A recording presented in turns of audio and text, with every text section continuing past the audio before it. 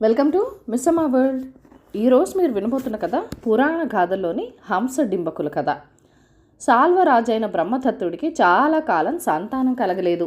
అందువల్ల కులగురువు ఒకనాడు, మన రాజ్యంలోని ప్రజలందరూ మీ సంతానం వంటి వారే, వారిలో ఒక ఉత్తముణ్ణి, యోగ్యుడు అయిన ఒకరిని స్వీకరించి మీ తర్వాత సింహాసనాన్ని అప్పగించడం మంచిది అని రాజుకు సలహా ఇచ్చాడు. కానీ ఇది బ్రహ్మదత్తుడికి నచ్చలేదు.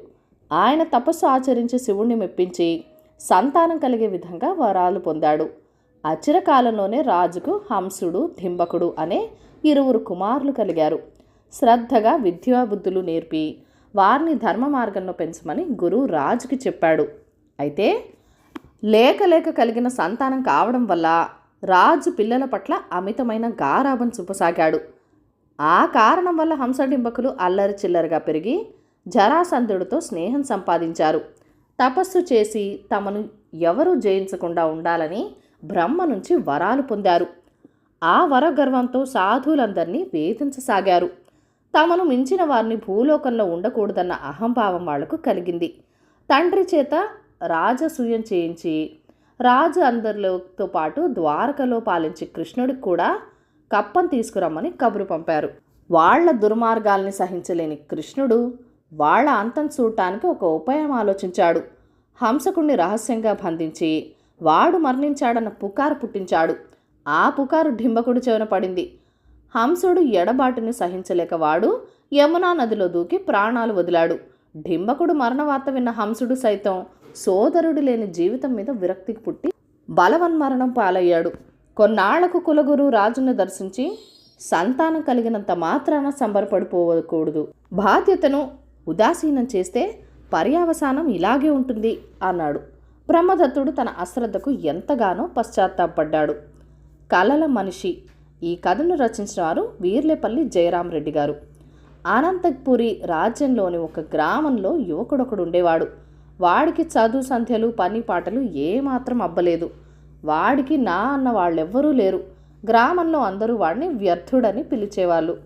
వాడు గ్రామంలోని విరూపాక్షాలయాన్ని అంటిపెట్టుకొని దైవ సందర్శనార్థం వచ్చే సాధు సన్యాసులకు సేవలు చేస్తూ ఉండేవాడు. వాడికి చిన్నప్పటి నుంచి అద్భుత శక్తులు సాధించాలని కోరిక ఉండేది. ఒకసారి హిమాలయ ప్రాంతాల వాడైన హఠయోగి ఒకడు దేశాటన చేస్తూ వ్యర్థుడుండే గ్రామానికి వచ్చాడు. ఆ హఠయోగి వయోవృద్ధుడే కాక అనారోగ్యంతో బాధపడుతూ ఉండేవాడు. వ్యర్థుడు ఆయనకు సేవలు చేస్తూ క్రమంగా హఠయోగి ఆదరణ సంపాదించాడు. కొన్నాళ్ల తర్వాత హఠయోగి తనకు మరణం ఆసన్నమైందని గ్రహించి వ్యర్థుడితో, ఒరే బాబు, నీ మనోవాంఛ నాకు తెలుసు. ఇన్నాళ్లుగా నీవు నాకు చేసిన సేవలకు గాను తగిన మేలు చేస్తాను అని వాడి శిరస్సు మీద చెయ్యి పెట్టి ఏదో మంత్రం చదివి, ఈనాటి నుంచి నువ్వు ఎలాంటి కలకన్నా అది జరిగి తీరుతుంది. అందువల్ల నీకు లాభం కలగడం కలగకపోవటం అనేది నీ ప్రతాపాన్ని బట్టి ఉంటుంది అని చెప్పాడు. తర్వాత హఠయోగి మరణించాడు. వ్యర్థుడు అతడికి కర్మక్రతువులు జరిపి తన అదృష్టాన్ని పరీక్షించుకునేందుకు రాజవీధి నగర వైపున అనంతగిరికి బయలుదేరి నగర పొలిమేరలో ఉన్న ఒక సత్రంలో బస చేశాడు. సత్రంలో చాలామంది బాటసార్లు ఉన్నారు. వాళ్ళు రాజైన శివవర్మను గురించి గొప్పగా చెప్పుకోవటం వ్యర్థుడు చెవిన పడింది. రాజు దానగుణంలో శిబి అంతటి వాడని ఒకరంటే, పరాక్రమంలో భీష్ముడంతటి వాడని మరొకరన్నాడు. ఇదంతా విన్నాక వ్యర్థుడు అంత గొప్ప రాజప్రాపకం సంపాదిస్తే చాలు, సుఖంగా కాలం గడపవచ్చని ఆలోచిస్తూ ఉండగా నిద్ర పట్టేసింది. ఆ నిద్రలో వాడికి ఒక కల వచ్చింది. అర్ధరాత్రి వేళ రాజు చేత కత్తిబట్టి ఒంటరిగా రాజవీధుల్లో పర్యటిస్తూ ఉండగా ఒక ముసలివాడు ఆయనకు ఏవో మోగసైగలు చేసి పిలిచాడు. రాజు వాడి వెంట పోయి ఒక శిథిల గృహాన్ని చేరి చుట్టూ పరికించి చూస్తూ ఉండగా ముసలివాడు అదృశ్యమైపోయాడు. ఆ వెంటనే పెద్ద సుడిగాలి లేచి శివవర్మను భూమిపై నుంచి తాటి చెత్తంత ఎత్తు పైకి లేపి దూరంగా విసిరేసింది. అదృష్టవశాత్తు శివవర్మ దాపులో ఉన్న కొలంలో పడి ప్రాణాలు దక్కించుకున్నాడు. మర్నాటి ఉదయం వ్యర్థుడు రాజు శివవర్మ దర్శనం చేసుకుని తన గురించి చెప్పుకొని రాత్రి తనకు వచ్చిన కల సంగతి విన్నవించాడు. రాజువాడు చెప్పింది విని నవ్వి, పొట్టకూటికి ఇన్ని అబద్ధాలాడ్డం ఎందుకు అని 10 వరహాలు ఇచ్చి పంపేశాడు. వ్యర్థుడు దిగులుగా తిరిగి సత్రంలో బస చేశాడు. ఆ మర్నాడే వాడికి రాజు నుంచి కబురు వచ్చింది. రాజు ఆప్యాయంగా వ్యర్థుడి భుజం తట్టి, నువ్వు నిన్న చెప్పింది రాత్రి నిజంగానే జరిగింది. ఏదో దుష్టశక్తికి బలి కాబోయి దైవికంగా బతికాను. జరిగిందేమైనా నువ్వు ముందుగానే దాని గురించి కలగనడం అద్భుతం. నీకు నా కొలువులో ఎలాంటి పని కావాలో కోరుకో అన్నాడు. వ్యర్థుడు తనకి గుర్రపు స్వారీ అంటే ఎంతో ఇష్టమని చెప్పగానే రాజు వాడిని అశ్వశాల అధికారిగా నియమించాడు. వాడు ఆ రోజు నుంచి తనకు నచ్చిన అశ్వాన్ని అధిరోహించి నగరంలో విలాసంగా తిరగసాగాడు. ఇలా కొద్ది రోజులు గడిచాక ఒకనాడు వ్యర్థుడు రాజశివవర్మను చూడబోయి, మహారాజా, రాత్రి నాకు చాలా చెడ్డ కల వచ్చింది అన్నాడు. భయం లేదు, అదేమిటో చెప్పు, వింటాను అన్నాడు రాజు. అప్పుడు వ్యర్థుడు, మీరు కొలువు తీరి ఉండగా అక్కడికి ఒక తాపసి వచ్చాడు. ఆయన మీతో, ఓ రాజా, నేనెవరైంది ఇప్పుడు నువ్వు గుర్తుపట్టలేవు. ఒకప్పుడు నా ప్రియ శిష్యుడివి నువ్వు. రాజభోగాలపై ఆశగల నీకు 10 ఏళ్ల పాటు వాటిని అనుగ్రహించాను. నేటితో వాటి గడువు తీరిపోయింది. ఇక నా వెంట బయలుదేరు అని తమపై మంత్రజలం చల్లి మీకు మీ పూర్వ జీవితం కళ్ళకు కట్టేలా చేశాడు. ఆ మరుక్షణం మీరు ఆ తాపస్వితో, చిత్తం గురుదేవా అని తమ వెంట తప్పక వస్తాను అని పక్కనే ఉన్న నా కేసు చూసి మీ కిరీటాన్ని నా తలపై పెట్టి వేలికి రాజముద్రకు తొడిగి నేటితో నా బాధ తీరింది. ఇక ఈ రాజ్యం ప్రజల భారం నీదే సుమా అన్నారు అని చెప్పాడు. రాజు శివశర్మ వ్యర్థుడి కల గురించి విని నివ్వరపోయాడు. ఆయన కొద్దిసేపు మౌనంగా తల వంచుకొని తర్వాత సింహాసనం మీద నుంచి లేచి అంతఃపురంలోకి వెళ్ళిపోయాడు.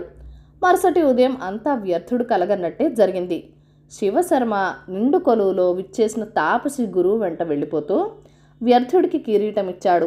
సభికులు పాత రాజైన పైన ప్రేమ కొద్దీ ఒకవైపున విచారిస్తూనే కొత్త రాజుకు జయ జయధ్వానాలు చేశారు.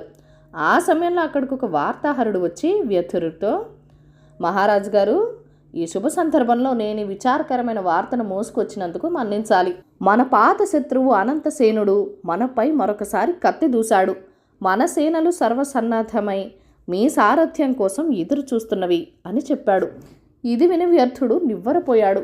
కత్తి పట్టడమే చేతగాని తను శత్రుసేనులతో యుద్ధానికి సైన్యాన్ని నడపడమా? ఇప్పుడెలా ఈ గండం నుంచి బయటపడ్డం అని కలవరపడుతూ మంత్రిని పిలిచి, ఆ అనంతసేనుని మరొకసారి మన వైపుకి యుద్ధానికి వస్తాడంటే చాలా పెద్ద సైనిక బలాన్ని సమకూర్చుకొని ఉంటాడు. సంధికి ఒప్పుకుంటాడేమో, ప్రయత్నించండి అని కొలువులోంచి వెళ్ళిపోయాడు. ఆ రాత్రి హంసతూలిక తల్పం మీద పడుకున్న నిద్రపట్టని వ్యర్థుడికి బాగా పొద్దుపోయాక చిన్న కునుకు పట్టింది. అప్పుడు వాడికి ఒక కల వచ్చింది. కలలో వాడు కట్టుబట్టలతో రాజప్రసాదం వదిలి పారిపోబోతూ ఉండగా ఎవరో వాడిని తరిమి పట్టుకున్నారు.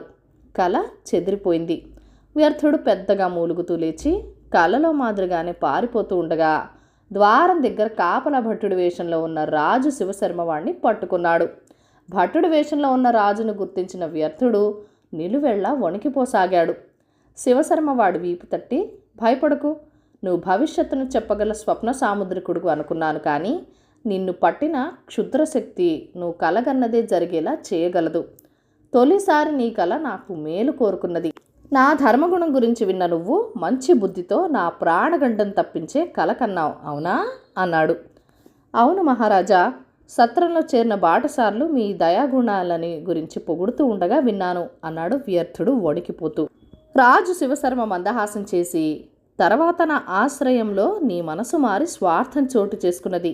అయినా నాకు ప్రాణహాని తలపెట్టే యోచన నీలో కలగలేదు. రాజ పదవిపై ఉన్న ఆశ కొద్దీ రెండో కలగన్నావు. ఇప్పుడు నీలో భీతి ఏర్పడటంతో పారిపోయేందుకు ఈ మూడో కలగన్నావు. ఇవన్నీ నీ మనసులో కల్పన చేసిన కలలే. అవి ఎలాగో జరగాలి కనుక నీ అసలు తత్వాన్ని గ్రహించేందుకు రెండో కల జరిగినట్టు నాటకం ఆడించాను.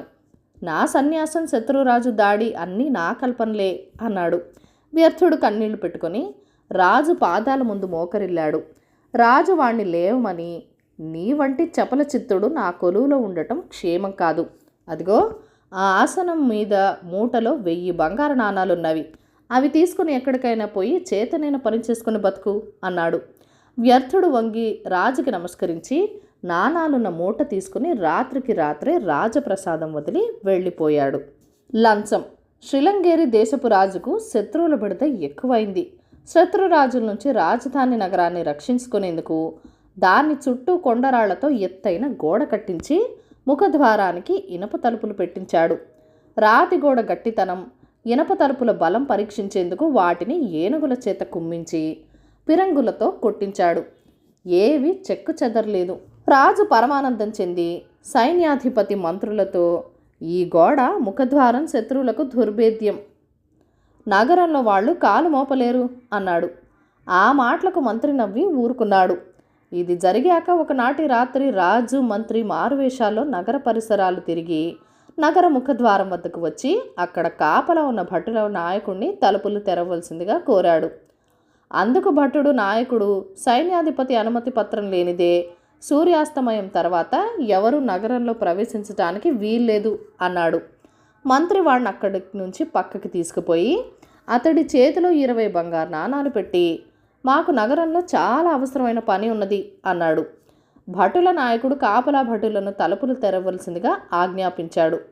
జరిగింది చూసి ఆశ్చర్యపడుతున్న రాజుతో మంత్రి, ప్రభు, ఏనుగుల కన్నా ఫిరంగుల కన్నా బలవంతరమైనది ఏమిటో తెలిసింది కదా అన్నాడు. ఈ కథను రచించిన వారు కోలార్ కృష్ణ అయ్యర్ గారు. కథ కంచికి మనం ఇంటికి. ఈ కథలను లైక్ చేయండి, షేర్ చేయండి. మన ఛానల్ని ఫస్ట్ టైం చూస్తున్నట్లయితే కనుక సబ్స్క్రైబ్ చేసుకుని ప్లీజ్ మీ సపోర్ట్ ఇవ్వండి. మీ అమూల్యమైన ఫీడ్బ్యాక్ అండ్ సజెషన్స్ నాతో కామెంట్ సెక్షన్లో కూడా షేర్ చేసేయండి. Thank you for watching. Bye bye.